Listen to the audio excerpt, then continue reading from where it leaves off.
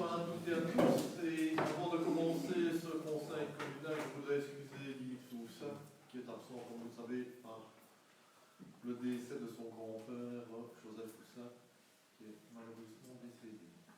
Voilà. Donc, le point 1 de l'ordre du jour. Modification budgétaire ordinaire numéro 1 de l'exercice 2019 du CPAS. C'est une approbation et je vais passer la parole directement à Noël Willem, présidente du CPAS. Merci. Cette modification budgétaire au service ordinaire, il est à noter que la convention communale reste inchangée par rapport au budget initial et qui est de 698 000 €. Les principales modifications sont dues notamment à 5 000 € de frais de fonctionnement liés au bâtiment du CPS, à l'adhésion au deuxième pilier de pension et qui représente une dépense supplémentaire de 3 285 €, mais surtout une augmentation de 140 000 € en matière de revenus d'intégration, alors que le budget initial prévoyait un montant de 310 000 €. C'est une augmentation des crédits budgétaires de 45%. Notons que 55% du montant total sera remboursé par le ministère de l'Intégration sociale. À titre d'exemple, lorsque je signe des mandats de paiement pour les risques de manière mensuelle, les montants variaient entre 25 000 et 35 000 € il y a un an d'ici. Et maintenant, lorsque je signe, les dépenses au total varient entre 33 000 et 40 000 €. En recette, on note néanmoins une augmentation de la subvention de la région wallonne pour le service de surendettement de 3 900 € supplémentaires, un don de 3 000 € du Kiwan de Jalais ou de Fang que nous utilisons pour financer nos projets liés à l'enfance et une stabilisation du montant du fonds social de l'aide sociale et des dépenses en matière de personnel qui restent globalement stables malgré la valorisation barémique des grades légaux et le passage des chaînes de l'ouvrier, ce qui entraîne recettes et dépenses cumulées, un prélèvement de 60 000 € sur le fonds de réserve ordinaire pour équilibrer le budget. Donc le budget au service ordinaire est modifié comme suit. Donc 1 812 372 €, il passe à 1 975 000 € de recettes et de dépenses. Je ne sais pas s'il y a des questions. On va commencer par Jacques. Pas de questions, nous approuvons la modification. Nous avons un représentant au conseil du CPS qui a voté pour, donc nous avons voté oui également. C'est notre cas également. Bien pas, nous allons quand même passer au vote. Oui. Oui. Oui. Oui. Oui. Oui. Oui. Oui. Oui. Oui. Oui. Oui. Oui. Et oui, merci. Le point 2 de l'ordre du jour. Échange de parcelles entre la commune de Jalais et la région wallonne dans le cadre du projet LIFE Ardenne-Liégeois. Approbation du projet LIFE. Là, je vais passer la parole à Marc-Antion, mais ce sont déjà des échanges, dont on nous a déjà parlé dans le passé. En effet, en janvier 2018, le Conseil communal avait marqué son accord pour procéder à l'échange proposé par la région wallonne entre la région wallonne et la commune de Jalais. La commune de Jalais, la région wallonne céderait 4 hectares 15 à la commune de Jalais contre 7 hectares 72 qui seraient cédés par la commune à la région wallonne. Les 5 hectares 72, c'est des terrains qui sont repris par le projet LIFE Ardenne-Liégeois. En général, ce sont des terrains de piètre valeur de droit du cyclicole. Et les terrains que nous recevons à la région wallonne sont des terrains qui sont boisés. Donc, comme les terrains sont boisés, nous avons un soult à proposer à la région wallonne de 28 461 €. Ce soult provient des indemnités reçues pour les coupes anticipées de bois sur les 5 hectares qui ont été cédés à la région wallonne. Au total, la commune de Jalais avait droit à 37 872 €. Et nous utilisons 28 461 €. Donc nous demandons d'approuver le projet d'acte établi par le comité d'acquisition entre la commune de Jalais et la région wallonne. Y a-t-il des questions, Didier? Non. Jacques? Pas de questions. On peut passer au vote, s'il vous plaît? Oui. Oui. Oui. Oui. Oui. Oui. Oui. Oui. Et oui, merci. Le point suivant, c'est la vente des coupes de bois ordinaires et des coupes de bois de chauffage pour l'exercice 2020, une particulière ratification. Je passe la parole à Marc-Antoine, les chemins des forêts. Donc, les ventes de bois sont programmées vendredi 25 octobre. Les ventes, les coupes ordinaires seront vendues dès 9h à 3 comptes. Il y a 15 lots qui sont mis en vente pour un volume total de 7487 cubes. Les lots non vendus seront remis en vente le vendredi 8 novembre dans cette même salle, dans la salle du conseil communal de Montfaucon. La vente des bois de chauffage aura lieu le vendredi 25 à 15h ici, dans la salle du conseil. 11 lots de bois sur pied sont mis en vente pour un volume total de 103 mètres cubes et 140 citernes de bois de chauffage déjà faits et ramenés au Bosselin seront mis en vente. Y a-t-il des questions? Nous approuvons les clauses particulières, bien évidemment, mais nous avons une question à vous poser à propos de la vente des bois par l'intermédiaire de Luc. Voilà, on sait bien que la conjoncture n'est pas bonne, bien entendu. La question sur laquelle je vais venir après, elle est évidente et je pense que tout le monde se la pose. C'est que, bon, la première chose, c'est, étant donné la chute du prix du bois, pour l'instant, on doit s'attendre à une vente qui ne sera pas des plus fructueuses, premièrement. Là, notre première question, c'est est-ce que vous avez une idée de l'impact que ça va avoir sur les finances communales, étant donné qu'on peut s'attendre à une baisse de revenus assez conséquente par rapport à l'année dernière. On en a déjà parlé, le sujet n'est pas neuf, et on sait très bien que les scolites, on ne les a pas appelés, ils sont là. Mais est-ce que vous avez une idée de l'impact sur les finances communales et à terme, et là je renvoie un peu tout le monde au débat qui a eu lieu il n'y a pas longtemps chez Vélia, est-ce que nous devons nous attendre dans un futur assez proche à une éventuelle augmentation des taxes communales? Je crois qu'il faut poser la question parce que c'est dans l'esprit de tout le monde, évidemment. Donc voilà, donc ma question est en deux parties. Quel pourrait être l'impact sur les finances communales? Et la deuxième, au vu de l'impact qui sera là, devons-nous envisager Je vais répondre tout à fait sérieusement. La vente de bois, c'est vendredi. Dans 4 jours, on sera fixé sur le montant de la vente de bois. De toute façon, on ne va pas les donner. On ne va pas essayer de vendre les bois pour vendre les bois et on ne les bradera pas. Si on n'a pas un prix convenable, on retire les lots, on n'est pas obligé de les attribuer. On nous avait déjà demandé de les retirer avant la vente des bois, mais on a préféré les laisser, sait-on jamais, l'on plairait à un marchand qui allait nous offrir un prix tout ce qu'il y a de plus correct. On pourrait peut-être le laisser, on le laisse repartir évidemment. Donc l'impact, on verra bien vendredi. Je ne veux pas. Oui, aussi pas dit. Maintenant, la suite, bien, je pense que vous avez déjà réenvoyé la date d'un nouveau conseil communal qui aura lieu le 18 novembre. Et ce conseil communal-là sera essentiellement destiné aux taxes communales et aux redevances. Il n'y aura pas que ça, mais il y aura en tout cas toutes les taxes et les redevances. Donc, d'ici là, et on essaye d'avoir un petit peu des chiffres dans tous les domaines, parce que c'est compliqué. Ce n'est pas facile d'avoir tous les chiffres déjà maintenant pour la conception du budget. De toute façon, on ne connaît pas non plus toutes les dépenses. Non, c'est sûr.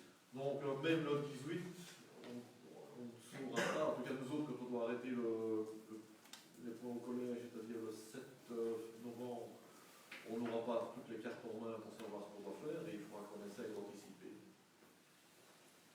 un budget qui ne sera pas facile à faire en 2020. Ça, on peut déjà dire. Vous avez cité dans l'émission de radio à Vivacité, je crois que c'est le 25 septembre, un chiffre d'estimation. Vous avez déclaré qu'on pourrait perdre 400 000 € sur la vente des bois par rapport à la vente de l'an dernier, qui était de 813 000. Pas de la vente de l'année dernière.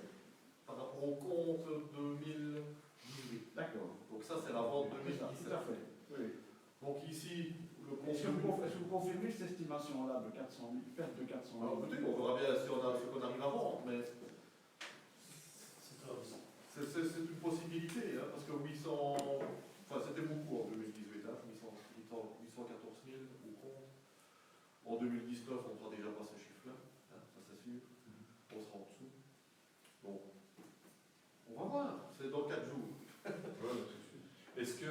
rapport au bois en lui-même, est-ce que le fait de reporter éventuellement les lots au printemps les met encore plus à risque par rapport à l'affection actuelle Ça, c'est une grande inconnue, ça va dépendre surtout des conditions climatiques Ouais. qu'on va connaître en hiver. Si on a un hiver très pluvieux, l'impact des scolytes va être nettement moins dans les années à venir. Si on a un été ou un printemps pluvieux, les attaques des scolytes vont pratiquement s'arrêter. Donc on dépend essentiellement des conditions climatiques. Ok. Mais l'impact 2019 des scolytes sera très important. Ben oui. 2020, pardon, parce que cette année, il y a encore beaucoup de bois scolytés. Des nouveaux. On en parle presque tous les mois, pour l'instant. Mais c'est toutes les communes qui ont des revenus forestiers, toutes les communes sont impactées, hein, absolument toutes. Il n'y en a pas une qui. Et en plus, je pense que l'avenir à court terme n'est pas très bon, parce que de toute façon, toutes les communes retirent des lots, ne vendent pas. Donc à un moment donné, ils vont remettre les lots sur le marché, donc on n'est pas encore dans l'équilibre. Donc je ne sais pas comment ils vont faire, ni comment nous autres on va faire, parce que, comme vous le savez, nous avons un plan d'aménagement forestier qui est programmé, donc si on ne vend pas nos lots, ils seront reportés, mais je ne sais pas quelle année, je ne sais pas quand, je ne sais pas comment. Nous verrons bien. On peut toujours espérer une réaction de la région wallonne qui pourrait éventuellement compenser partiellement les pertes de toutes les communes forestières. Oui, parce que Ça ne dirait pas pour l'instant. il y a une demande qui est faite quand même des communes au niveau de la région wallonne. Voilà, nous verrons bien, ça va bientôt. Ok, on en reparlera. Didier, Un autre remarque. on peut passer une ratification. Oui. Ah oui. Oui. Oui. Oui. Oui. Oui. Oui. Oui. Oui. Oui. Oui. Et oui, merci. Le point suivant, c'est un marché public de travaux, c'est la réflexion de voirie à Pironchel. Marc, je te repasse la parole en tant qu'échevin des travaux. Donc c'est pour la réflexion de la normale de Pironchel, si on démarre dessus depuis la fin de Bonfils jusqu'aux premières maisons en descendant. Une voirie qui se dirigera relativement fort et pour lequel il est tout ce genre d'intervenir. Donc le cahier des charges a été établi par le service des travaux et le montant est estimé à 59 909 €, télé à compte. Le crédit est à titre budget extraordinaire et nous vous demandons pour l'autorisation de passer le marché par la procédure négociée sans modification. Les travaux, ça concerne en profilage, donc on va mettre des couches d'asphalte dans les zones les plus abîmées et faire un remplissage sur toute la surface. Et ensuite, des questions. Didier, Non, pas de question. Jacques, Pas de question. on peut passer au vote, s'il vous plaît? Oui. Oui. Oui. Oui. Oui. Oui. Oui. Oui. Oui. Oui. Oui. Oui. Et oui, merci. Le point suivant, projet d'établissement de l'école de Sarre. Approbation. Moi, je passe la parole à Éric Laurent. L'échevin de l'enseignement. Oui, donc vous savez, depuis le décret de mission, qu'il existe un projet éducatif et un projet pédagogique dans chaque école. C'est des projets généraux, cadres, et pour pouvoir réaliser ces projets-là, les écoles doivent définir toute une série d'actions concrètes que l'on appelle projet d'établissement. Ce projet d'établissement doit être renouvelé tous les X ans, 3 ans, ou réévalué en tout cas. Et donc ici, l'école de Sarre a refait son projet qui est passé au conseil de participation, puisque ça doit passer au conseil de participation. L'avis était positif. Et le grand axe de ce projet d'établissement, c'est le respect. Donc l'école va travailler sur tous les prochaines années au respect. Donc amener l'enfant à se respecter, première partie qui concerne le respect. Apprendre à respecter l'autre, deuxième grande partie concernant le respect de l'environnement et aussi le respect des règles. Et alors ils définissent toute une série d'actions pour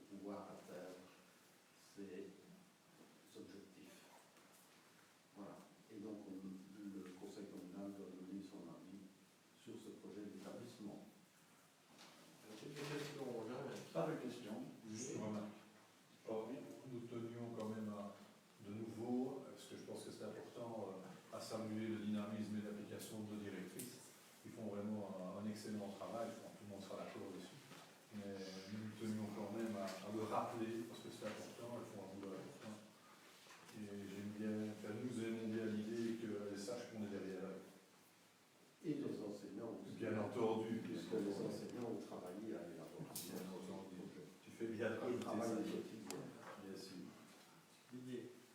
Ben, on est heureux de voir que le conseil de participation a travaillé pour accepter le projet de l'établissement. Mais ce qu'il y a, c'est que depuis 2015, c'est la première fois que le conseil de participation se réunissait. Et normalement, il doit se réunir 2 fois par an, après le décret qui tient à ce conseil de participation. Et il devrait normalement y avoir une évaluation du projet d'établissement, voir comment ça s'est passé pour les années précédentes, pour pouvoir développer le suivant. Et ici, ben, c'est une étape qui n'a pas pu être faite puisqu'il n'y a pas eu de conseil de participation. Donc est-ce qu'on va essayer dans le futur de réunir ce conseil de participation 2 fois par an, comme c'est prévu? Tout à fait. Ouais. Tout à fait. C'est prévu. Voilà. Pour le reste, ben, comme la Copalo qui a approuvé ce projet, ben, on va l'approuver aussi. Merci, on peut passer au vote. Pardon, juste avant de passer au vote, pour compléter l'intervention de Didier, en principe, le conseil de participation, c'est les directrices qui doivent convoquer. Oui. Et lorsque ça ne se fait pas, c'est à toi à faire, Aurélie. Non. C'est à moi à les motiver pour qu'elles le fassent. Mais non, moi, je pose une question parce que, ça marche. Mais Parce que dans ma connaissance, c'est bien ça, c'est directrice je de la vais dire quelque chose. Hein. Oui. Des plans, des projets, des planifications, on en reçoit de plus en plus, et les enseignantes en reçoivent de plus en plus, et les directrices, et ça passe par les directrices. Et je dois te dire que le travail des directrices est de plus en plus important, leur demande de plus en plus de temps. Alors de temps en temps, s'il y a une petite respiration comme ça, ce n'est pas une rigueur excessive dans les calendriers qui sont imposés, qui vont faire que je vais faire une pression énorme sur les directrices, parce que je trouve que, comme ça vient d'être souligné, elles font déjà un travail méritant, qui demande beaucoup d'investissement. Alors si ça reste 2 ans sans que ça ne se fasse, pour moi, c'est vraiment pas un drame. Ce qui compte, c'est que les objectifs, on essaye de les atteindre et que le travail se fasse. Voilà. Ce qui est bien avec le conseil de participation, c'est que justement ça fait participer tous les acteurs, les parents, les enseignants. Tout à fait. Mais c'est pas toujours facile de trouver des acteurs aussi pour qu'ils viennent. Maintenant, s'ils sont convoqués dès le départ, ça vaut comme mieux. Ok, nous pouvons passer au vote cette fois-ci. Oui. Oui. Oui. Oui.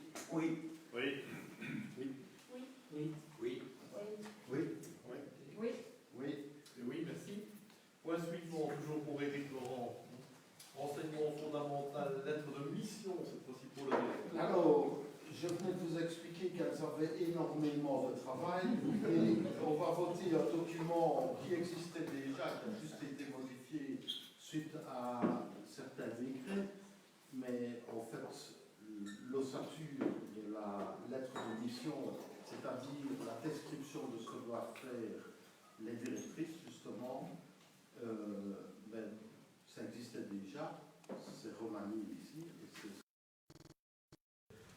cette lettre de mission. Je ne sais pas si vous l'avez parcourue, mais je pourrais éventuellement vous la lire. Je ne le ferai pas parce que ça prend beaucoup de temps et elle est dans les pièces. Mais quand on voit le nombre de tâches que doivent faire les directrices, je pense que ça va dans le sens de la réponse à la question précédente. Elles doivent s'occuper du pédagogique, du relationnel, de l'économique et du financier de leur établissement et plus tout le reste. Et vous avez vu la liste, c'est impressionnant. Voilà, c'est juste pour voir, c'est passé aussi en Copano cassette, lettre de mission. Didier, des questions? Non plus, on peut passer au vote, s'il vous plaît? Oui. Oui. Oui. Oui. Oui. Oui. Oui. Oui. Oui. Oui. Oui. Oui. Oui. Et oui, merci. point suivant, on peut presque dire les points suivants, c'est la fixation du taux, enfin non, on va prendre point par point. Le point 7, fixation du taux de couverture des coûts en matière de déchets ménagers pour l'exercice 2020. Eric, je te repasse la parole en tant qu'échelle. Voilà, vous savez que, en fait, on n'a pas tellement le choix puisque on doit estimer pour le budget toute une série de dépenses liées aux déchets. On en fait un montant global qui est pour l'exercice 2020 de 513 678 €. Ça reprend la cotisation à l'intercommunal, ça reprend la collecte des ordures ménagères, ça reprend l'achat des sacs et toute une série d'autres éléments de dépenses liées aux déchets. 513 678, et vous savez qu'il y a des recettes qui sont essentiellement la taxe des ordures ménagères et les sacs payants, les sacs poubelles payants. Quand on fait le total, ça vous fait des recettes pour 493 429 €. Et donc, quand on divise les recettes par les dépenses, on devrait s'approcher, être à 100%, mais il y a une marge de manœuvre, on peut aller à 95%, de 95% à 105%. En fait, si on ne changeait aucune recette, on serait à 93%, donc on ne peut pas. Donc, puisque les dépenses ont augmenté, donc on est obligé d'augmenter les recettes. On n'a que deux marges de manœuvre, la taxe et les sacs payants, et donc on a choisi d'augmenter les sacs payants qui passent de 1,50 € à 1,60 € et de 1 € à 1,10 € le sac, en fonction des grands 1,60 €, les petits 1,10 €. Et ainsi, si on applique ces recettes-là, on obtient une couverture de 96%. Donc on respecte les règles qui sont prévues. Et donc, je ne sais pas si on passe les autres points de suite ou bien si on fait d'abord le...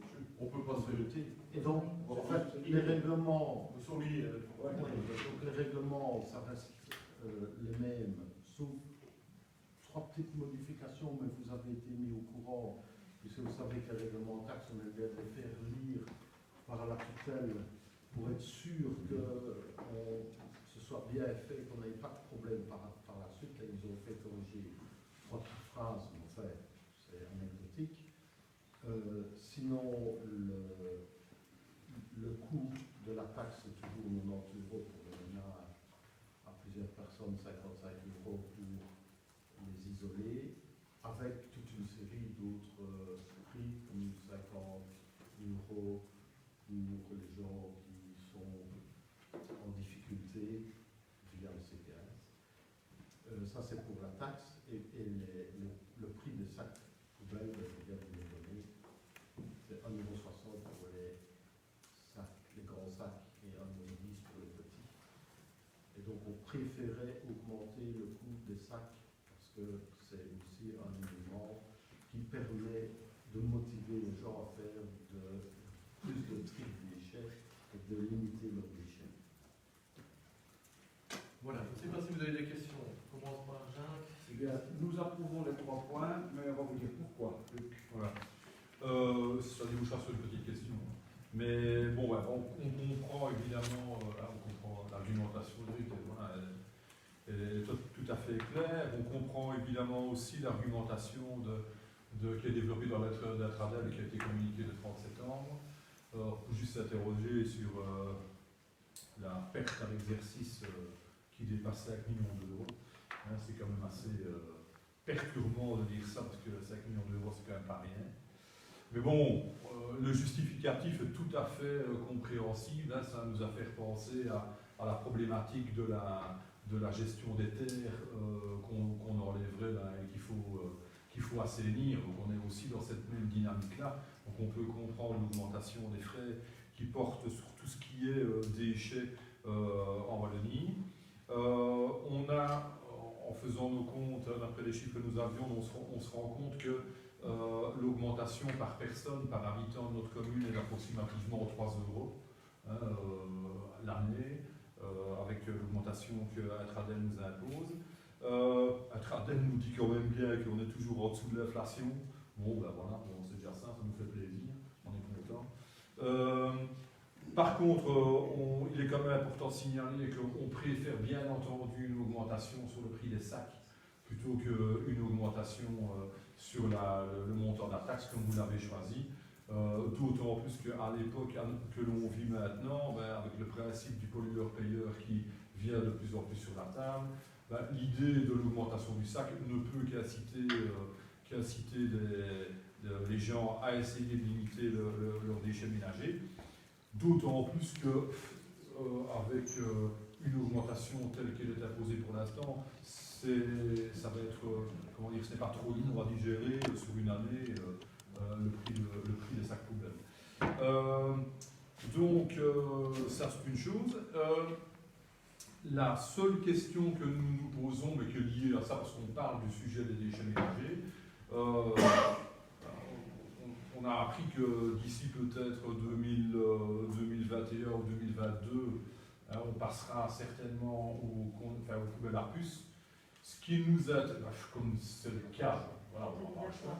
Est-ce que, c'est là qu'est la question, est-ce que vous avez une idée, mais où est-ce que vous pourriez avoir une idée de l'impact que ça aura sur le prix du kilo de déchets ménagers quand on compare le traitement poubelle à puce, poubelle dans des sacs? Est-ce que ça va être encore un surcoût à l'avenir quand on passera aux poubelles à puce, quoi? Normalement, le système sac pour l'instant, c'est ce qu'il y a de moins cher. C'est ce qu'il y a de moins cher. Ouais. Le système poubelle à plus coûtera plus cher. Mais en général, les gens produisent moins de déchets parce que ça coûte beaucoup plus cher s'ils produisent la même quantité de déchets. Mais ça coûtera plus cher aux citoyens normalement. Sauf si le prix vraiment très bien.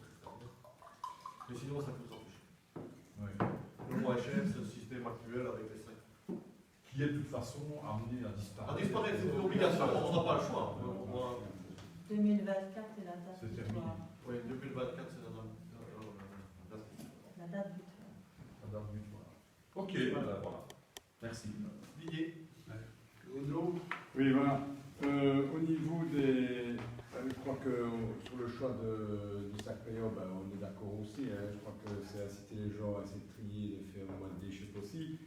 Par contre, je reviens toujours sur la même idée. Chaque année, c'est la même chose. Les gens, justement, qui essaient de faire le moins de déchets possible et qui ont la proportionnalité du sac payant de 80 litres à donc maintenant 16 € et le petit sac de 40 litres qui va être de 11 € le rouleau, la proportionnalité, je ne suis toujours pas d'accord, enfin, on n'est toujours pas d'accord là-dessus, parce qu'en plus de ça, celui qui essaie de vraiment de faire le moins de déchets possible, qui doit garder son sac longtemps et qui, pour que ça revienne moins cher pour un grand sac, il va avoir les odeurs, alors que le petit sac, proportionnellement au grand, il coûte beaucoup plus cher, voilà, c'est tout. Et ça, je pense que c'est vraiment une réelle volonté, on aurait pu l'équilibrer, voilà. Mais c'est un point de vue qui est le même. On ne va pas répondre 100 fois la même chose. Oui, je le répète quand même parce que j'aime bien le redire. On avait répondu qu'il y a des chiffres, des coûts fixes. Mais oui, variables. on en est conscient, bien sûr que oui. Bon, Là, je peux prendre le même exemple sur la taxe aussi, si on veut, parce qu'on paye 90 € par ménage et la personne seule paye 55, c'est pas très proportionnel non plus. Le camion le ménage. Mais je le sais bien, mais bien sûr. Voilà, mais ça, c'est un choix qu'on fait. Voilà, c'est un choix. Est-ce que tout le monde peut voter les trois taxes les 3 points en une fois, ou bien vous avez des votes différents? C'est surtout à toi, Claude, que ça Moi, je s'adresse. préfère voter différemment, oui. Oui, donc on va voter le point 7 si vous voulez bien. Oui. Oui. Oui. Oui. Oui. Oui. Oui. Oui. Oui. Oui. Oui. Oui. Et oui, merci. Le point 8, c'est le règlement taxe communale, donc c'est sur les déchets, taxe sur le traitement des déchets ménagers, pour la collègue. Oui. Abstention. Abstention. Oui.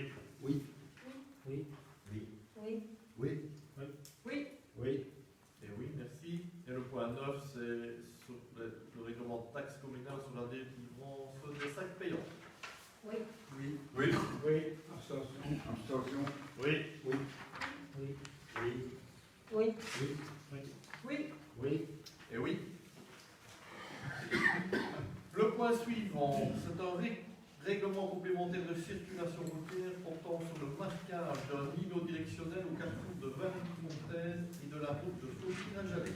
Adoption. Michel, je te passe la parole. Oui, donc il s'agit d'un marquage au sol au carrefour d'Albufrine, où sur les côtes il y avait assez bien de problèmes pour ceux qui viennent de l'Albufrine qui vont vers Fouille, ou ceux qui viennent de Verviers qui tournent vers Fouille, ceux qui viennent de Jalais qui tournent vers l'Albufrine. C'est un petit peu le bazar. Donc on fait un règlement complémentaire afin de faire sur la route de Fouille une blanche, ainsi que les triangles sur Pointe. Conseil de vont s'arrêter, laisser passer ceux qui passent dans l'Austrie. Et ceux qui viennent dans l'Austrie devront faire quand même le tour pour aller vers la route et ne pas couper la route. Voilà. A-t-il des questions? Non.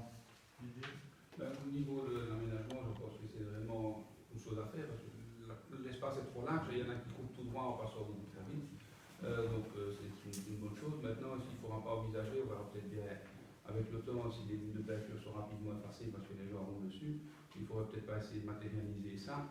Peut-être comme on fait maintenant certains îlots qui ne sont pas vraiment avec une bordure, mais qui sont juste légèrement en relief. Donc, on peut rouler dessus si c'est un camion ou un autobus qui doit couper un virage, il peut passer dessus.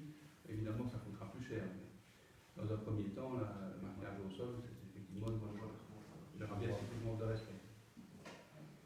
Non, ils sont peut-être pas faits la semaine prochaine. Ah oui, oui. Entre l'hiver, En général, en général, le marquage au sol, c'est quand il fait chaud. il y a souvent 20 degrés pour le faire, donc c'est souvent pour le faire.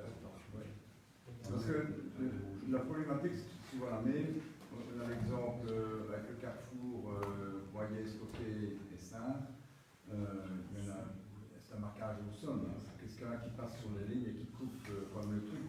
Ça reste comme toujours dangereux. Quoi, hein. C'est ça. Voilà, nous verrons bien.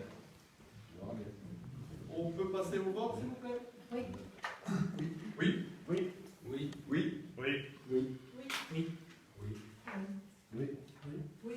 Oui, merci. Le point suivant, c'est encore un règlement complémentaire de circulation routière portant sur la réservation des chemins d'accès au bois du moulin, aux piétons, aux cyclistes cavaliers et à usage agricole ou forestier. Adoption. Je passe la parole à Michel Parot qui est cheval d'Amont-Bégu. Merci. Là, c'est surtout sur une demande du DNF. On a fait ce règlement complémentaire pour le placement de panneaux réservant la circulation des piétons, des cyclistes, cavaliers et les véhicules à usage agricole et forestier dans tous les chemins communaux et domaniaux qui arrivent au bois de Moulin à côté d'Orléans. Donc il y aura en tout 18 panneaux qui seront installés, dont 8 pour le DNF et 10 par nous. Voilà. A-t-il des questions? On peut passer au vote? Oui. Oui. Oui. Oui. Oui. Oui. Oui. Oui. Oui. Oui. Et oui, merci. Le point suivant, c'est la convention portant sur la réalisation, la maintenance et la promotion d'un réseau vélo.2. Adoption. Là, je passe la parole à Sylvain Commings. Désolé,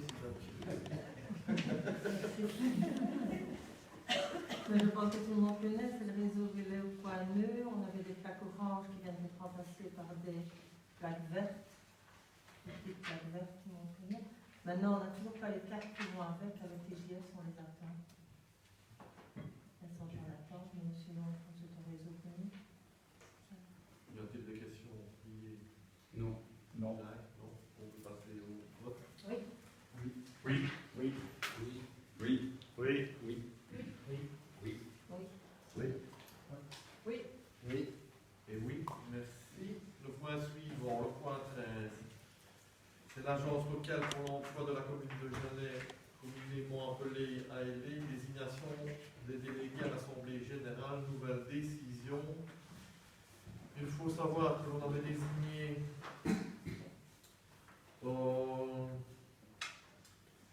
des personnes représentant la commune dans cette ASBL, l'agence locale pour l'emploi, donc l'ALV. On avait appliqué, on doit appliquer la clé d'ordre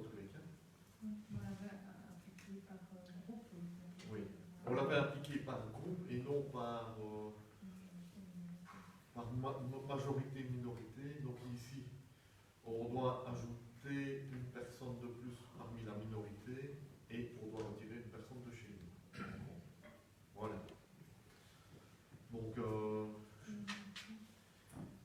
les personnes... donc ici, nous avons pour le groupe d'Amérique JS, M.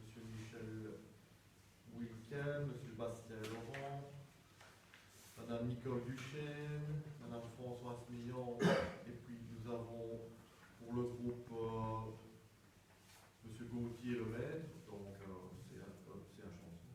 Choisir ensemble. Choisir ensemble, pardon. Et pour le groupe Osé, M. Claude Is. C'est ça. C'est bien ça. Voilà. On est obligé de passer au conseil communal. On ne va pas changer grand-chose, mais... Oui, je dois vous demander pour voir si vous acceptez de ne pas procéder au vote scrutin secret. Oui, nous acceptons. C'est bien, merci. Non, on ne rappelle d'abord parce que je vais vous demander que ce soit vraiment conforme de chez conforme. On peut voter, oui. Oui. Oui. Oui. Oui. Oui. Oui. Oui. Oui. Oui. Oui. Oui. Oui. Oui. Et oui, merci. Le point suivant. Nous avons une interpellation citoyenne de M. Jean Birnet.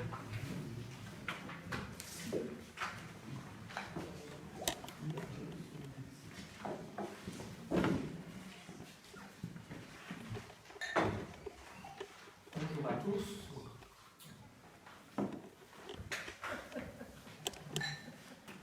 Ne me déconcentre pas.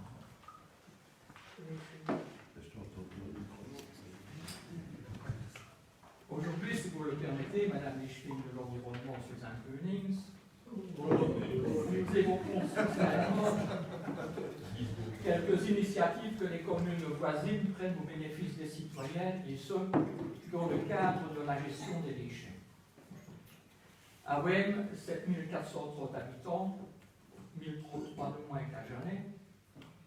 Il est mis à disposition de la population 2 parcs à conteneurs.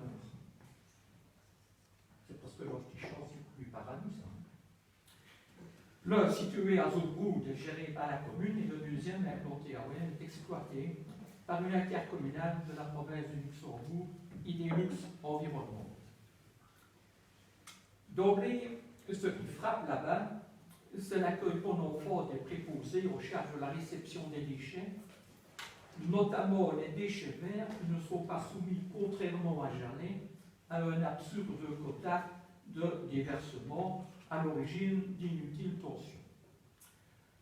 Les services communaux de Wem bénéficient eux aussi de l'accès gratuit aux conteneurs pour des déversements illimités. Un dispositif louable lorsqu'on sait qu'un abandon de déchets verts dans la nature constitue un appel d'air à d'autres dépôts, pas toujours verts, faut-il le dire. C'est ainsi que récemment, à Royaupré, un gros abandon de tournereilles devant une barrière forestière a été coiffé par une masse invraisemblable de pneus usagés déversés là par une peigne.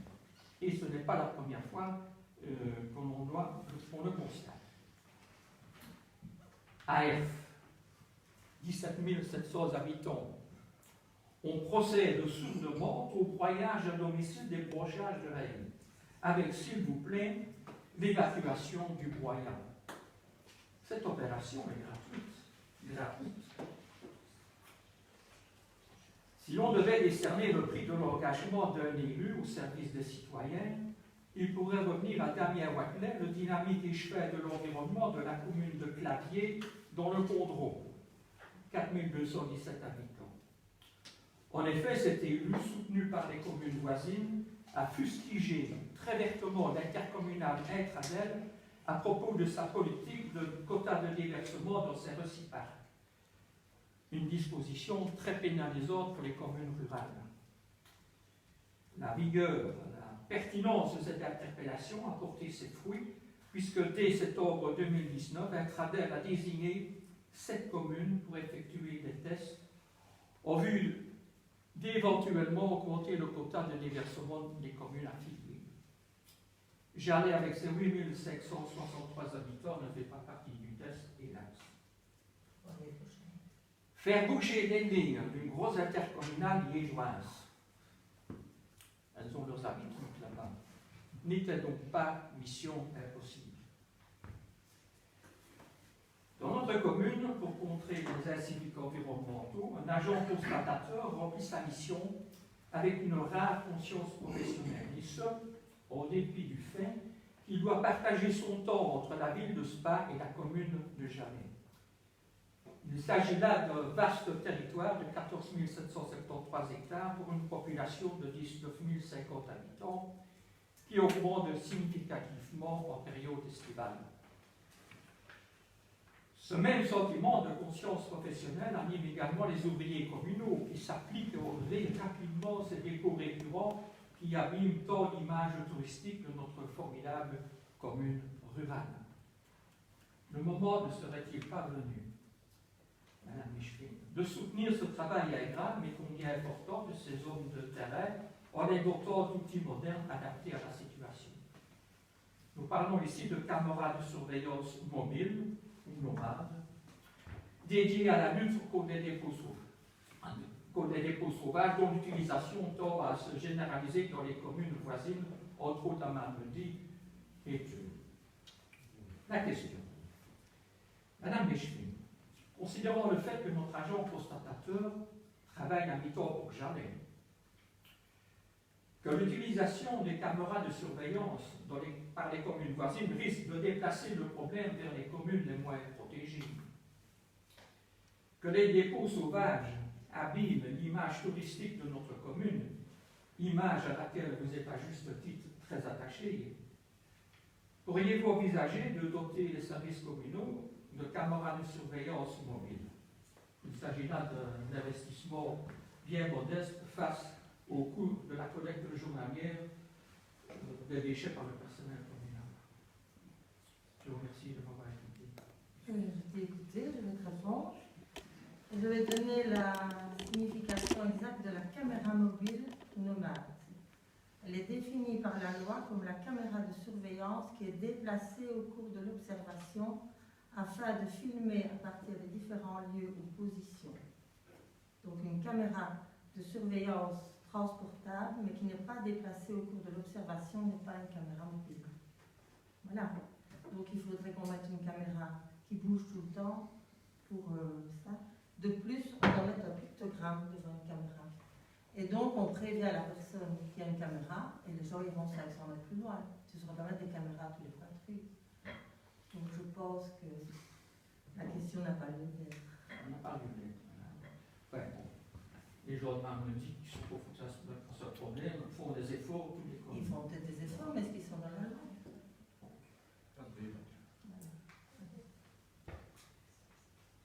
Eh bien, pour refuser un outil moderne, pour trouver des astuces pour ne pas se conformer et faire comme les autres communes, c'est un peu comme les Amish. Oui, tu sais, ces citoyens américains rigoristes et religieux qui refusent le progrès et l'innovation. Et en plus de ça, ils sont en tête de textes bibliques, notamment le texte de Matthieu qui dit ben, si tu reçois une gifle sur la bouche gauche, ben, dans la droite.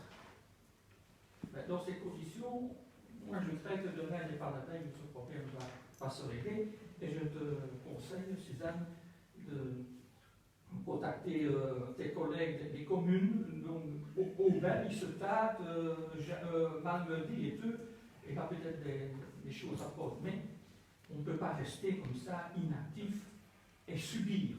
Mais à partir tu dois mettre un pictogramme. Chaque fois que tu mets une caméra, genre, tu vas en mettre partout. C'est pas possible. C'est irréalisable dans l'étendue de notre commune.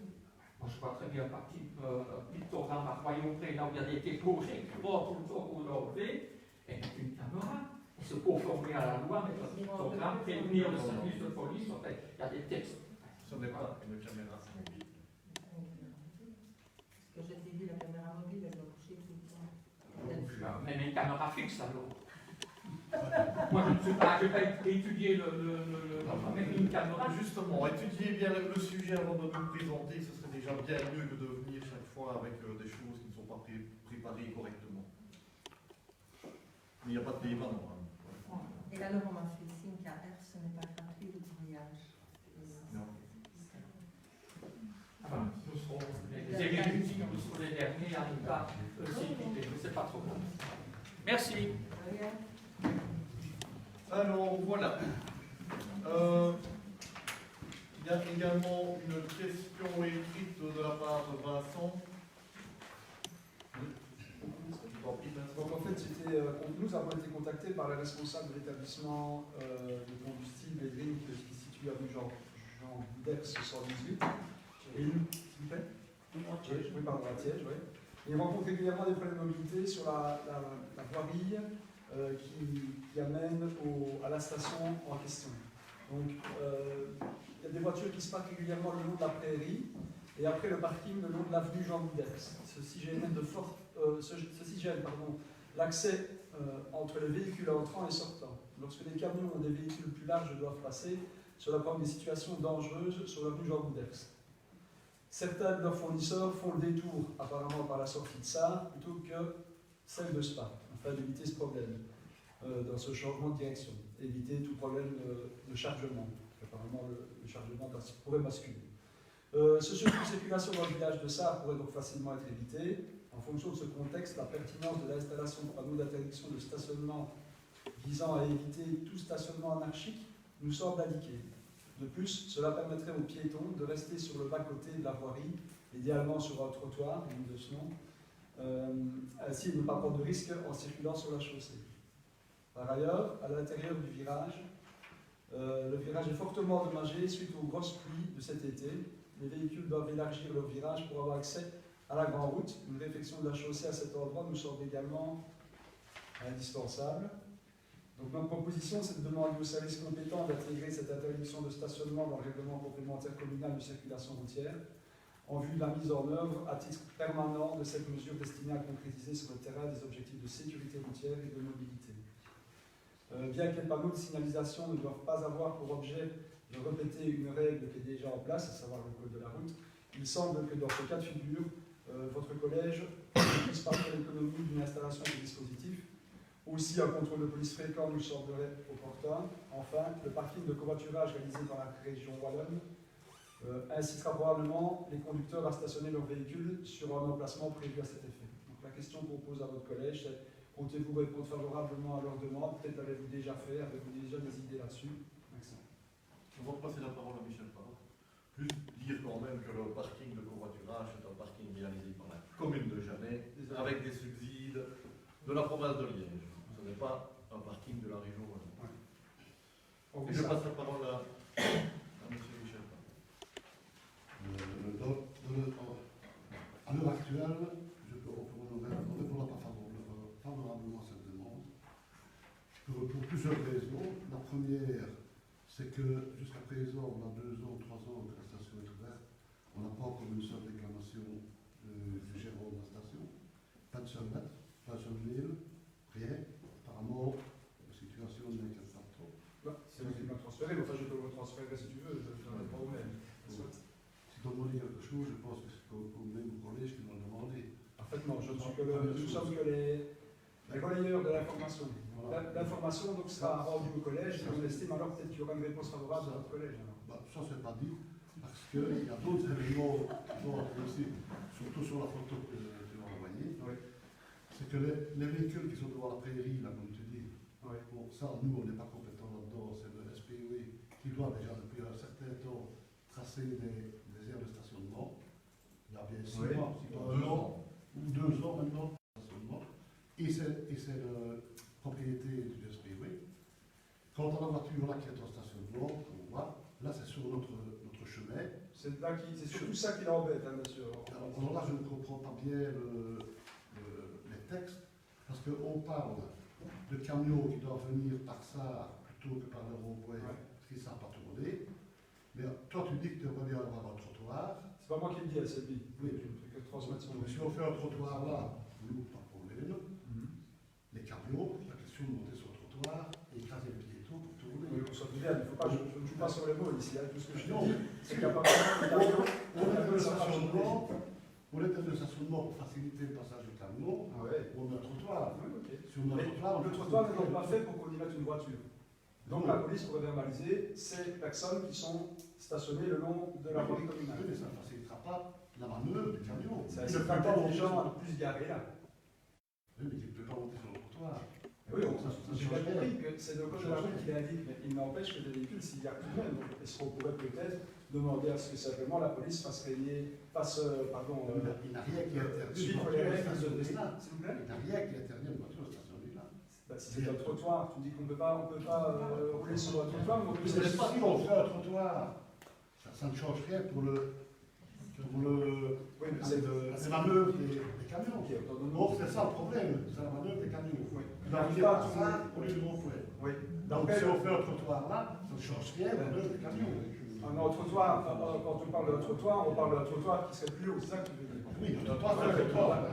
Oui, enfin, il y a des trottoirs avec réflexion, là, je ne sais pas comment on les appelle, je ne connais pas le terme exact. C'est un trottoir. Mais, oui, mais il est clair qu'ici, apparemment, les camions ne savent pas tourner, donc ça nous pose un problème. Et voilà. Si le camion ne sait pas tourner là, Écoute, je demanderai aux responsables ils vont passer leur permis. de vous téléphoner ou de vous écrire. Moi, je peux vous dire qu'il m'a écrit en me demandant ça. Donc, je transférerai le texto la demande et j'espère que vous pourrez répondre favorablement. Tu peux lui dire que nous aurons pas l'amendement et Oui, on l'enverra demain pour que vous puissiez l'analyser sous tous les aspects. Mais c'est la même, alors j'ai pris ces textes. descendance pour envoyer au SPV. Mais là, c'est une voirie communale. Ça, c'est une voirie communale. Hein. Par le nom de la prairie. Le nom de la prairie, c'est où c'est prévu de faire les emplacements. Oui, ça, on est bien d'accord, Michel. Avant, il y a des emplacements qui ont été asphaltés, mais il n'y a pas de marquage au sol. On est d'accord. En revanche, ici, d'après le responsable de l'établissement, il s'agirait bien d'une voirie communale. Oui, mais c'est une voirie communale. Et c'est ça qui lui pose souci, c'est tout. Je vois vraiment pas comment ça peut poser souci. Je n'ai pas de permis de camion, moi j'ai juste une petite voiture, donc ça va, mais lui apparemment c'est difficile pour tout le monde. Tout ce que je peux dire, et on espère que vous pourrez entendre leur demande quand ils la feront eux-mêmes. Nous analyserons là. On va regarder pour voir ce qu'on peut faire légalement dans cette histoire. Ok. Dès qu'il nous fasse au l'ordre, parce que c'est lui qui est concerné le premier dans le Oui, mais normalement on joue notre rôle, on est des conseillers communaux, donc on a la possibilité de vous poser des questions. C'est comme si tu ne sais pas sortir de chez toi facilement, et tu vas bien revenir voir, et tu demandes à un habitant de la route de la faille de un autre. Non, je suis un conseiller communal, moi. Je ne suis pas un habitant quelconque, je suis un conseiller communal, donc j'ai le droit de poser la question. Oui, mais c'est ce que j'ai posé. C'est quand même bizarre que celui qui est concerné par ça ne pose pas la question lui-même. C'est vrai qu'il aurait Il était bien pendant 2 ans. Je ne suis pas sûr qu'il ait été bien pendant 2 ans. Moi, voilà, simplement la personne m'a posé la question, mais je ne fais que vous la payer au nom du groupe, et on entend votre réponse. Voilà. Ok. Merci. Oui, question avant de passer au divers. Je vais quand même vous annoncer, bien que je pense que tout le monde le sait, que le camping Spador va accueillir à partir du 28 octobre 250 réfugiés qui devraient rester au camping Spador jusqu'à plus ou moins le 20 mars 2020. Et puis, normalement, la Croix-Rouge va remettre en état pendant les 10 jours suivants le camping, et puis le camping va reprendre sa fonction normale à partir du mois d'avril. Voilà. Ça, c'était une information que je voulais vous donner. Pardon. Maintenant, on va passer au divers, si vous voulez bien. Didier, on va peut-être commencer par toi. Oui, mais vous en avez quelques questions. D'abord, on revient sur le plan communal de mobilité, puisque Michel Bodala, et vous avez annoncé au débat télévisé le 26 septembre qu'il y a déjà une personne qui a suivi ou qui est en train de suivre la formation. Donc, d'après ce que je sais, la région Wallonne s'est organisée cette formation en septembre-octobre. Je suppose que maintenant cette formation elle touche à son terme, et donc on va pouvoir, je suppose, passer au point suivant, enfin à la partie du dossier. Ce n'est pas, je voulais quand même vous dire que ce n'est pas les services communaux de la commune qui vont établir un PCM. Mais on est obligé d'avoir une personne relais au niveau des services, une personne qui s'occupe de la mobilité, mais que ce PCM sera fait par un bureau d'études. Ce n'est pas les employés communaux qui vont réaliser le PCM.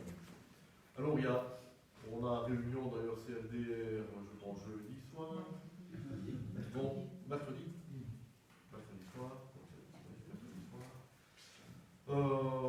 Donc, je verrai un petit peu, je vais leur poser la question pour voir à quel moment ils pensent qu'on pourra lancer ce genre de choses, parce que je crois que ça va se faire quand l'analyse sera terminée. À mon avis, on va peut voir ce qui ressort au niveau de la CLDR, de l'analyse de tous les intervenants et de toutes les demandes des citoyens, etc.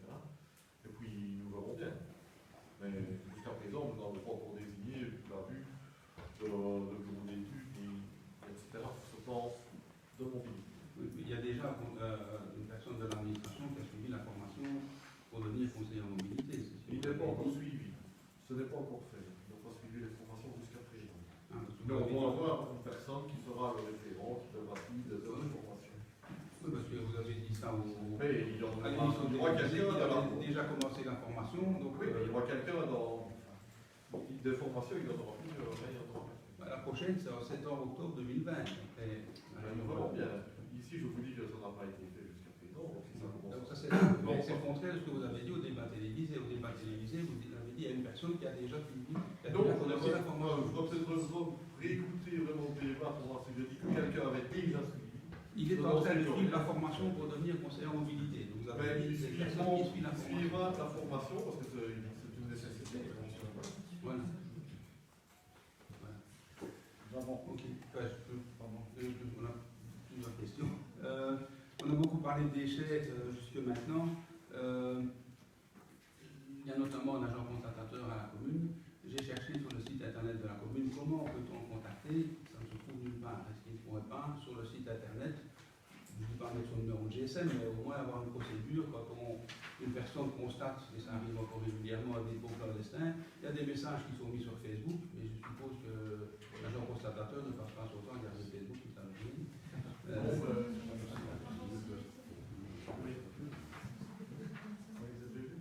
Nous avons eu la même demande. Oui. Pas forcément mettre son numéro de GSM, mais qu'il y ait une procédure qui soit indiquée. Voilà, vous constatez un dépôt de. On le signale à la commune et la commune nous autres fait le nécessaire. Oui, mais c'est mis nulle part sur le site que c'est comme ça. Oui. Comment à telle personne a le numéro de téléphone? On va mettre une procédure sur le site. C'est mieux que de le mettre sur Facebook.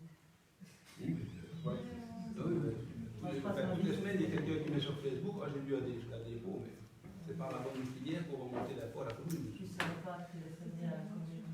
Chaque fois que nous, on va sur Facebook, on envoie l'argent. Oui, mais frère. Oui, chez les biens.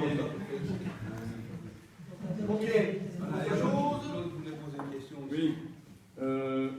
Au conseil communal du mois de mars, on a parlé, donc on a eu un point ajouté qui concernait un appel à projet au niveau d'Intravel qui proposait qu'à partir du mois de septembre, ici, on organise des distributions de kits zéro déchet et une organisation de conférences et d'ateliers, etc., ainsi que de sensibiliser dans les écoles au niveau des déchets alimentaires. Qu'en est-il exactement de cette histoire? La conférence zéro déchet, on n'a pas demandé à Tradel, parce qu'on l'avait fait juste avant avec le groupe des différentes associations. On a fait différents ateliers.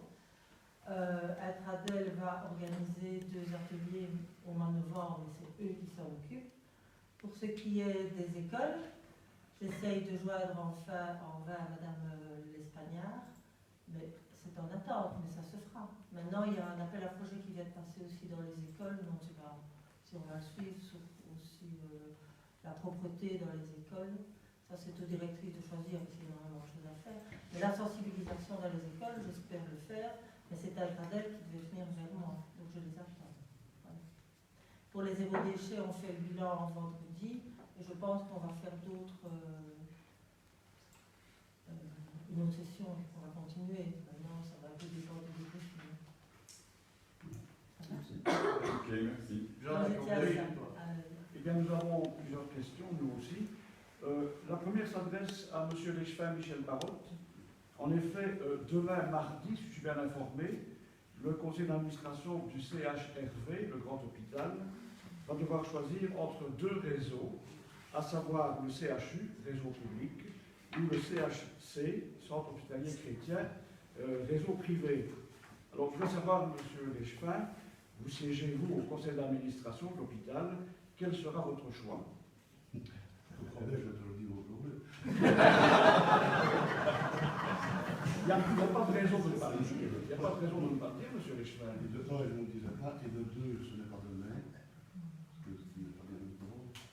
Le conseil d'administration est reporté au 7 novembre. C'est le 7 novembre. Ça a été décidé récemment, je pense, hein, le report. Ouais, vendredi qu'on a fait. C'est ça, voilà. Jeudi, Oui, vendredi qu'on a fait. exactement. Et alors, de toute façon, la décision qui sera prise là viendra dans les communes, de toute façon, à l'ordre du jour de l'Assemblée générale. Donc voilà. À moi de dire maintenant si je vais aller avec le CHU ou avec le CHC.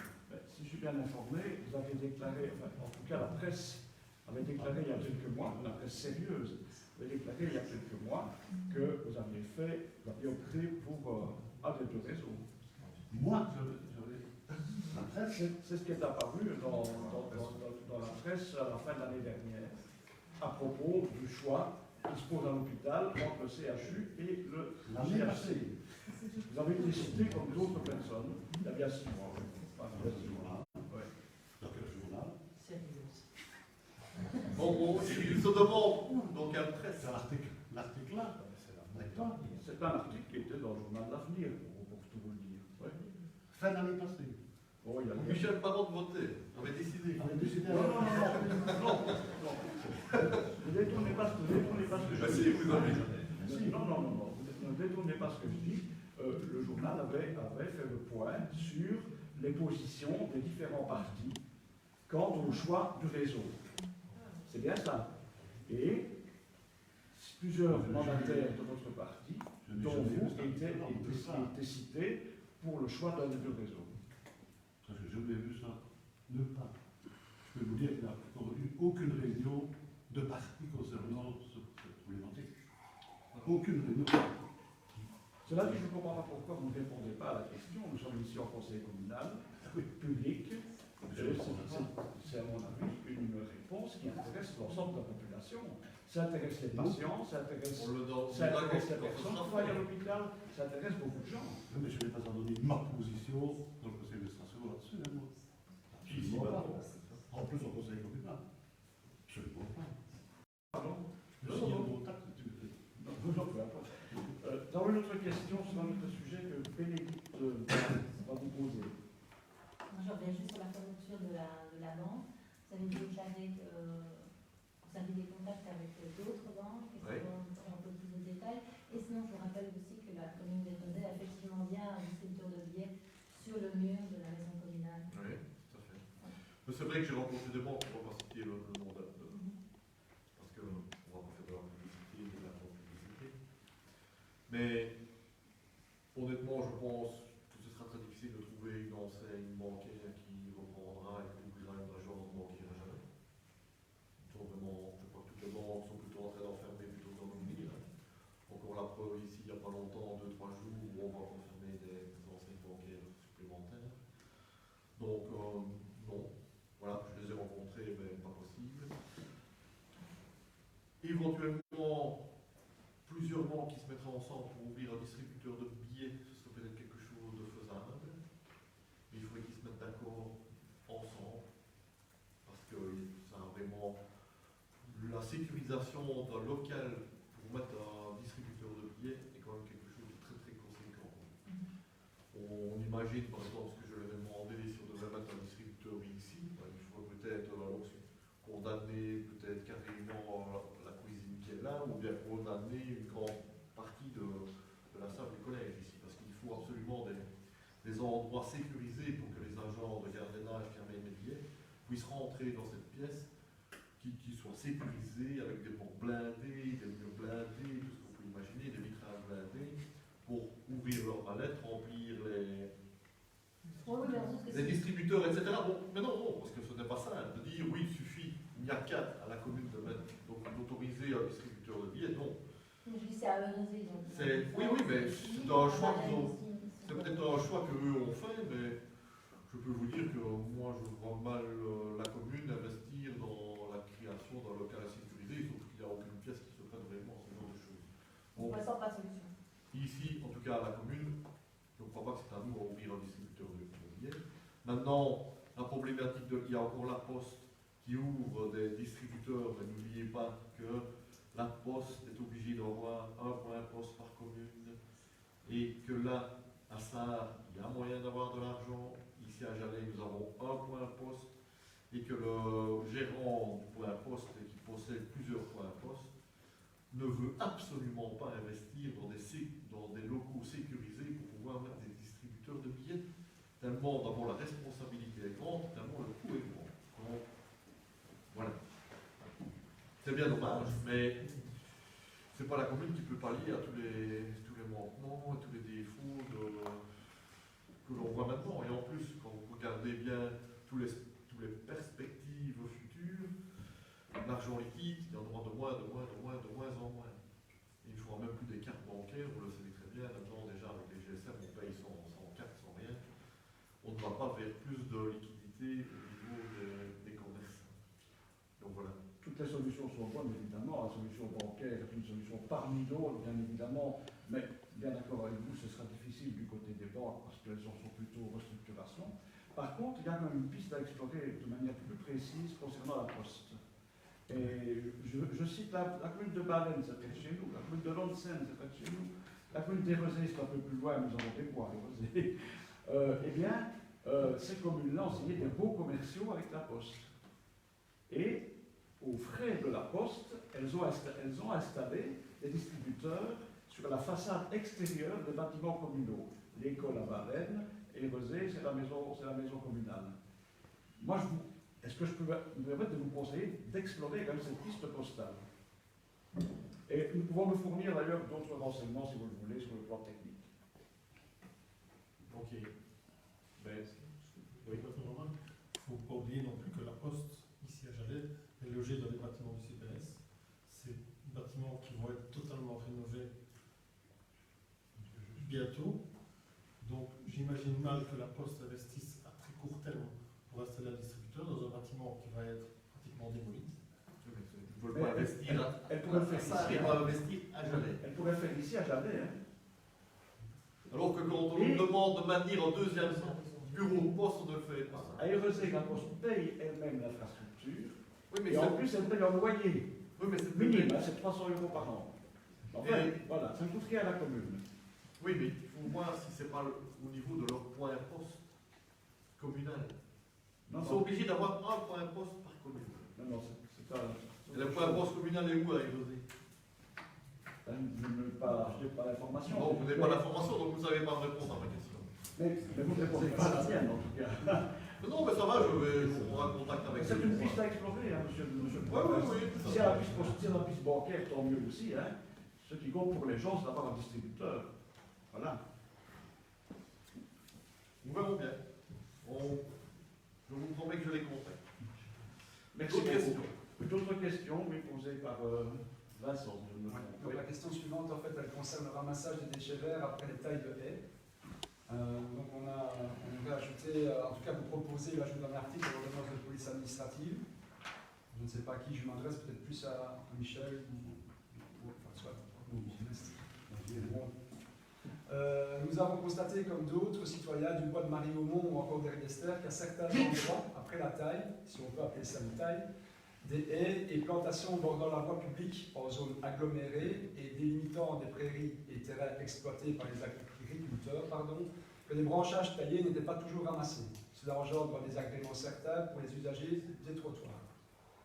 Afin de mettre fin à ces actes peu civiques, nous souhaiterions que votre collège intègre dans l'ordonnance de police administrative un article qui stipule que, concernant les haies et plantations bordant la voie publique et délimitant les prairies et terrains exploités par les agriculteurs, les branchages taillés doivent être évacués dans les 4 jours, sauf s'il s'agit d'accotements herbeux hors agglomération.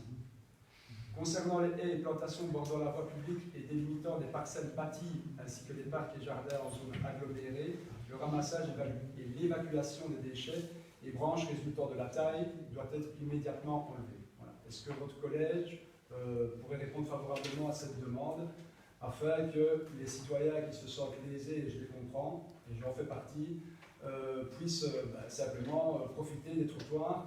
On est dans une époque où la mobilité douce.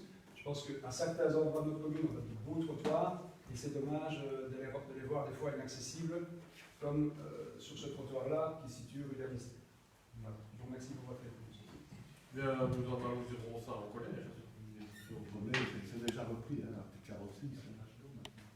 Pas le ramassage? Pas spécialement les feuilles des haies.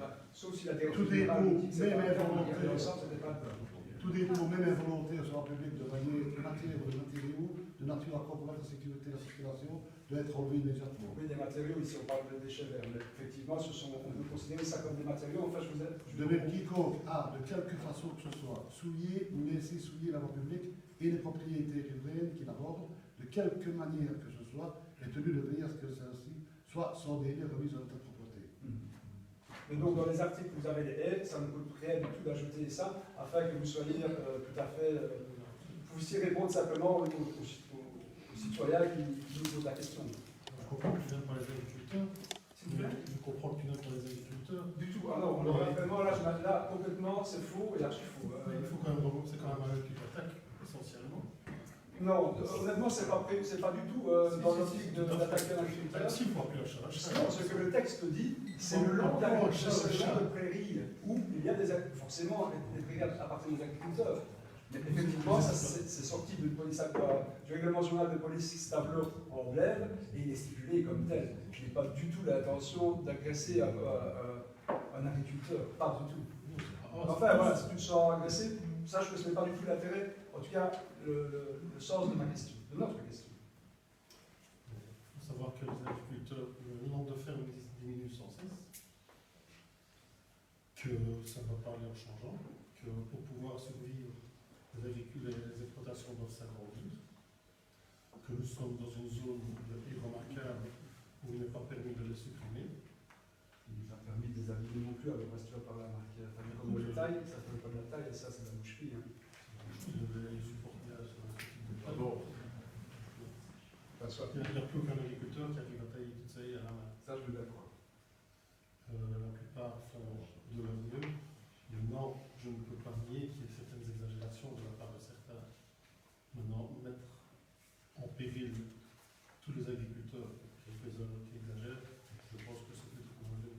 En zone agglomérée et urbanisée, hein, j'ai bien indiqué, pas dans les zones où tu te retrouves je sais pas, c'est ça, en pleine campagne, parce qu'on va demander à un agriculteur d'aller ramasser des déchets d'1 cm sur 2, mais je t'assure que quand tu es face à ça, et tu as des gosses qui passent là en vélo, je pense quand même que ça, vous êtes d'accord avec moi, que c'est un petit peu exagéré. Je t'ai bien dit qu'il y a l'exagération de chef de certains. Simplement, ça servirait. J'ai ceux qui le font bien, ils n'auront pas de souci. Il faut savoir aussi que la législation vient de changer et que les agriculteurs ne peuvent plus tailler leur haie avant le mois d'août.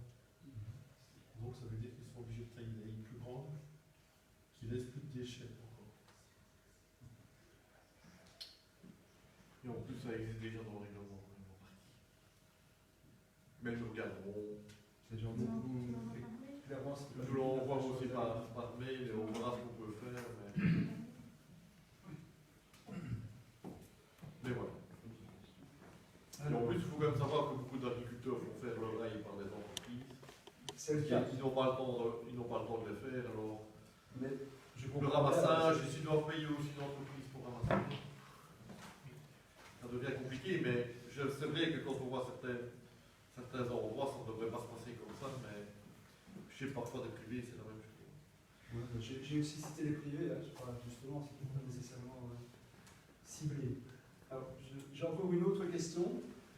Celle-ci concerne, c'est une question de riverains, qui ne vont pas poser en direct, mais ils pourraient vous la poser. Ça va concerner la circulation locale dans la voirie du Moulin de Dizon. Donc j'ai 3 riverains qui nous ont interpellés concernant le charroi dans cette desserte locale qui a été réaménagé, on a remis de l'asphalte, etc. Donc, en effet, ils nous disent que énormément de voitures coupent par cette route, surtout depuis qu'elle a été réasphaltée, en dépit de l'interdiction de circulation qui est bien en place en haut et en bas de la voirie. Et donc, simplement, ils ont des propositions dont nous allons faire l'écho. Donc, il disait que, par exemple, le panneau installé en bas de la rue était peu visible de la part des gens qui tournaient et que dès lors ceux-ci pourraient y entrer et puis dire je ne l'avais pas vu tout de suite, j'ai donc continué. J'y crois pas du tout, mais on est quand même, en tout cas ils le disent et c'est vrai que quand on vient de sur Master, on ne le voit pas bien, c'est juste. J'ai vu par ailleurs qu'aux Olives des Plaines, ils avaient installé un panneau sous le panneau des sectes locales en y indiquant le montant de l'amende en cas de contrôle. Je ne sais pas si ça peut avoir aussi un côté dissuasif. Une autre proposition était d'installer des ralentisseurs, ou en tout cas peut-être un ralentisseur ou un dodane ou peut-être un coussin berlinois, afin que les conducteurs pressés hésitent à prendre ce raccourci. Et enfin, il proposait également d'installer un dispositif physique en haut de la rue, alors ça c'est peut-être un petit peu plus compliqué, mais de rendre simplement la rue accessible aux cyclistes, aux cavaliers, aux piétons depuis le haut de la rue, et que eux, effectivement, le prix à payer, ce serait de pouvoir faire le tour du quartier pour rentrer chez eux, mais ils n'auraient plus, si tel est le cas, autant de véhicules qui coupent cette route. Et puis enfin, de demander des contrôles de police, mais je sais que ça s'avère compliqué, puisque je très bien dire qu'on vient de chez un ami qui habite dans le quartier. Voilà. Alors, là aussi, je peux vous transmettre les simples remarques des habitants. Je ne sais pas s'il y a vraiment une solution, mais ce serait bien que vous puissiez y réfléchir afin qu'ils puissent avoir un peu plus de quiétude dans leur quartier. On avait pensé une solution au moment, c'était de faire une chicane à hauteur de la rue qui va dans les maisons. Ne serait-ce que pour embêter, je veux dire, les gens qui coupent autour. Mais techniquement, c'est pas évident de faire une chicane là, parce que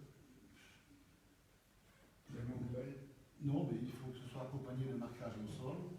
Or, pour ceux qui sortent du lotissement, il faut qu'ils coupent le minimum. On dit la personne qui l'avera, d'accord, on fait. Si on fait ça, il faut que ce soit. Il faut un règlement complémentaire de circulation, il faut que ce soit fait légalement. Oui, bien sûr, c'est sûr. On a déjà dessiné des plans et tout pour faire cette fameuse chicane en prenant la route, mais on se rend compte que c'est quelque chose qui va parler. Il faut quand même savoir qu'on a déjà demandé une analyse à la police. L'analyse a été faite, que les chiffres ne plaidaient vraiment pas en faveur de l'installation d'un dispositif quelconque. Et c'est une camionnette qui avait été contrôlée, on est en allant le plus vite, et je pense qu'elle était à 42 km/h. Ouais. C'est de cet ordre-là. Parce que je ne sais pas, mais tu vas descendre pendant les travaux, on a envisagé aussi d'installer un dodane. Légalement, on ne peut pas le mettre, parce que la pente, c'est que sur le dodane, on excède les pourcentages d'incidents motoriques. Et on est en agglomération. Là, on est en agglomération, on pourrait mettre là, mais l'inclinaison de la route est beaucoup trop. Maintenant, partant du fait qu'il vaut mieux prévenir que guérir, là, une fois de plus, on est bien conscient qu'il se pourrait arriver quelque chose. Et ça, quand on dit que la police ne relève aucun accident et encore que les. Non, pas d'accident. Ouais, mais. Un testeur de vitesse. Un testeur de vitesse. Ah oui, on en a parlé la moitié, effectivement, la personne en a parlé. Pendant 3 semaines avant qu'ils mettent le testeur là, et on a tous les véhicules qui passent, il y en a 1000 qui passent, on a 1000 km/h. On en a peut-être un ou deux qui sont plus hauts que. Là, c'est 50 à l'heure, on en a peut-être 2 ou 3 qui sont à 55, 60. Ça, c'est déjà très vite, oui, c'est vrai. Il faut devoir trancher. Ben voilà. Oui, mais j'imagine que vous avez déjà réfléchi au problème. Oui, mais ce n'est pas simple de trouver quelque chose d'efficace, de légal et de faisable. J'imagine. Bon, plus de questions? Si. C'est une question orale qui concerne le captage de Solvaster et la SWDE. Donc, dans le passé, la commune gérait l'approvisionnement d'eau à Solvaster. Si je ne me trompe pas, le réseau d'eau était totalement autonome à Solvaster, arrêtez-moi si je me trompe, et donc n'était pas raccordé au réseau SBDE. Il y a 3 sources d'approvisionnement, un captage de surface et 2 puits. Ces 3 sources entretiennent le niveau d'un grand réservoir situé au-dessus du village. Je mets tout conditionnel parce que moi-même je ne suis pas allé. Il y a quelques années, la commune a cédé le réseau à la SBDE, et d'après mes sources, la SBDE laisserait se détériorer le réseau en n'entretenant pas les 2 autres puits. Vous allez me répondre après. Résultat, aujourd'hui, seul le captage de surface est entretenu, et les 2 puits sont pollués par une eau stagnante. Étant donné qu'il ne reste qu'un captage de surface, le niveau du réservoir est fortement dépendant de la pluviométrie. Donc en période de sécheresse, il est vite à sec. En théorie, les puits devraient prendre alors le relais, mais ce n'est plus le cas apparemment. Résultat des courses, les habitants voient actuellement 2 à 3 semi-remorques venir approvisionner le réservoir au-dessus du village tous les jours, voire la nuit. De plus, ce charroi est de nature à endommager la voirie qui apparemment n'est pas prévue pour ce type d'utilisation intensive. Est-ce que le coût engendré par l'utilisation de ce mode d'approvisionnement ne pourrait pas être utilisé à l'entretien des puits? L'eau de Solwester était d'une grande pureté, me dit-on. La SBDE transmet chaque année des statistiques de cette eau, en tout cas de celle du captage. Elle s'avère toujours extrêmement pure. Quasi aucune trace de pesticides et autres captages, puisque le captage est haut en altitude, donc pratiquement pas d'activité humaine pour le polluer. Mais depuis que les puits sont à sec, et cela ferait des mois, les habitants de Solwester estiment que l'eau qu'ils ont du barrage de la Gillette serait de moindre qualité que l'eau qu'ils avaient à l'époque. Alors ça, je n'en suis pas, moi je vous fais simplement l'écho de ce qui m'a été dit. Et donc ils aimeraient avoir une explication objective de ce qu'il se passe au niveau de ces charrois de camions. Et nous vous demandons si votre représentant, je pense que c'est Marc, pourrait questionner la SBDE, ou peut-être que vous l'avez déjà fait, sur les raisons de ce charroi et de ce hypothétique entretien des puits. Je vous remercie. On est déjà écrit à la SBDE parce qu'on avait des plaintes au niveau encore trop élevé. Comme on a répondu que le niveau était tout à fait normal, il faut, comme tu l'as dit, on a connu 2 étés extrêmement secs, ce qui amène que la production d'eau par les captages est moindre. Donc il faut bien approvisionner le village. Qui grandit. Puis peut-être que Francis, qui était votre président pour la SWDE les années précédentes. En fait, la SWDE a une obligation, c'est de renouveler son réseau de distribution à raison de 2% l'année. Ils ne sont pas sous une obligation européenne. Par rapport au captage, ils ont aussi une obligation de fournir en temps, en heure, en pression et en quantité et en qualité de l'eau. Ils doivent pouvoir le prouver, ils doivent pouvoir le réaliser. C'est pour ça que les grosses adductions sont construites et une fameuse autoroute de l'eau notamment va être construite ou est en cours de construction pour pouvoir alimenter dans des conditions sanitaires qui sont bien définies par les normes européennes. Ce qui n'est peut-être pas le cas, qui n'est probablement pas le cas de la majorité des captages. Parce qu'une eau pure, bon, elle peut être considérée comme pure, mais peut être en même temps hors normes européennes. Or, ils ont cette obligation-là. Et par rapport à la quantité au débit, c'est pour ça qu'ils réalisent des travaux. Là, ils ont des obligations de fournir entre 2 et 10 bars et de fournir toutes les maisons qui sont accordées, absolument toutes les maisons qui sont accordées. Donc, à partir du moment où ils décèlent un déficit, ils doivent prendre des mesures structurelles et continues, c'est-à-dire le camion, parce que là, ça leur garantit un approvisionnement. Sachant que le camion coûte cher également à la Wallonne des Eaux, s'ils pouvaient avoir une autre solution, je pense qu'ils s'en passeraient. Parce qu'il n'y a pas qu'à Solwester. Donc il y a d'autres endroits, et les camions font même plusieurs dizaines de kilomètres pour aller livrer de l'eau. Et c'est pour ça d'ailleurs qu'il y a une adduction qui s'est construite en DN80 il y a peu, enfin bon, elle a été un peu retardée, notamment pour préserver plusieurs alimentations dans plusieurs autres communes du côté de Stavo. Et je suppose que si ça pouvait leur coûter moins cher, il faut. Parce que ça doit leur coûter très cher. Auparavant, c'était le service incendie d'ailleurs qui faisait le travail. Mais ça, c'est Pas vraiment de solution, alors, dans ce que j'entends ici. Non, parce que la distribution incombe uniquement à la SWDE. L'autre ne redistribuera jamais plus de l'eau. Ça, c'était pas. Et non, et puis la problématique, je pense qu'il y a quand même beaucoup plus d'habitants sur Bastère qu'il y a eu par le passé. Par le passé, tous les habitants sur Bastère n'avaient pas des douches, des pays noirs, etc. Leur petit village. Faut-il c'est même des piscines maintenant? Faut-il aussi que la société, voilà, ne peut pas se mettre en défaut sur un problème structurel, un problème organisationnel. S'il y a un accident, une adduction qui pète, ben, ils n'en peuvent rien. Ou bien, mais sur un problème structurel ou organisationnel, ils ne peuvent pas être mis en défaut. Parce que l'eau est un produit de première nécessité. C'est une obligation européenne, donc ça ne dépend même pas de nous ni de notre environnement direct. Voilà. Je pense que je crois qu'ils sont bien conscients de cette problématique et un jour ils trouveront une solution. Hein. Et c'est à eux à la trouver. Oui, mais ça c'est sûr, hein, que c'était pas à nous à la commune de trouver la solution, mais apparemment c'est quand même assez perturbant. Tout ce charroi incessant. Et honnêtement, je peux les comprendre. Oui, mais si on n'avait pas de l'eau, ce serait pire. Oui, on est bien d'accord. Ça c'est sûr.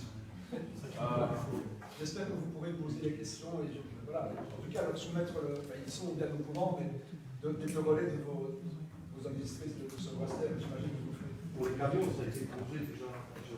J'imagine bien. Oui, juste un complément de question par rapport à l'eau. C'est très, très bref, mais on avait déjà abordé le sujet au moins 2 fois, je pense, et surtout depuis la fin de la dernière mandature où il y avait eu la remise de certains captages de la commune, avec la SWDE avait remis à la commune certains captages.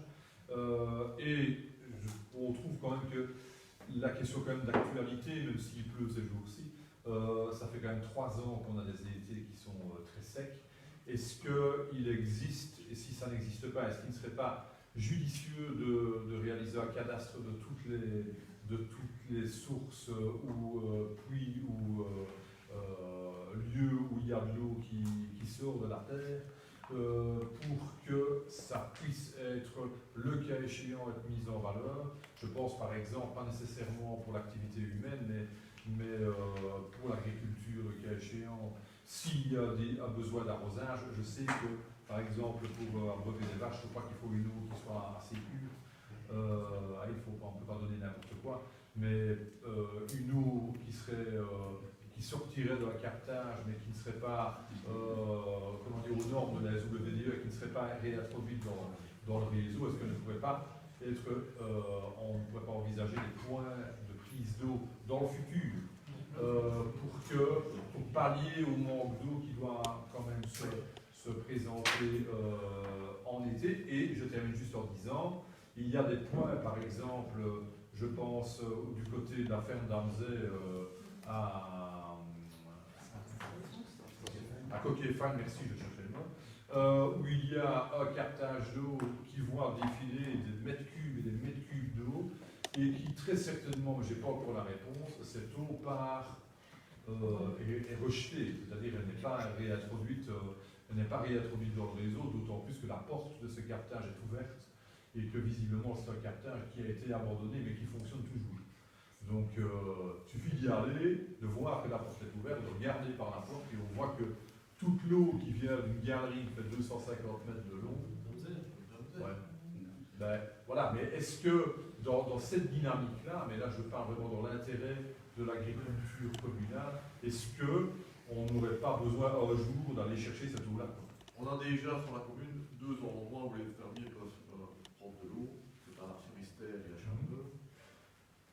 Malheureusement, on n'a rien sur la commune de Sarre, mais on a récupéré normalement les captages à Misé, et là il faudrait qu'on fasse ces travaux à faire et ce serait intéressant pour le service des travaux également, donc ça c'est dans nos projets à futur proches, c'est réaliser la prise d'eau et faire une réserve qui pourrait être utilisée par les agriculteurs et par le service des travaux, avec notamment la balayeuse. Mais ici sur Jalais, on a déjà 2 endroits. Oui, mais là je prends l'exemple de Coquet-Fan, on est de l'autre côté, donc ici c'est un Nivesé, donc les captages qu'on a récupérés, c'est un Nivesé. et là, on peut. Parce que le damser, on ne le récupérera pas demain. Ça, c'est comme vous voulez. Maintenant, on envisage quand même de mettre une citerne pour récupérer l'eau, le trop-plein du damser. Voilà. Pour pouvoir l'utiliser. C'est l'objet de la question.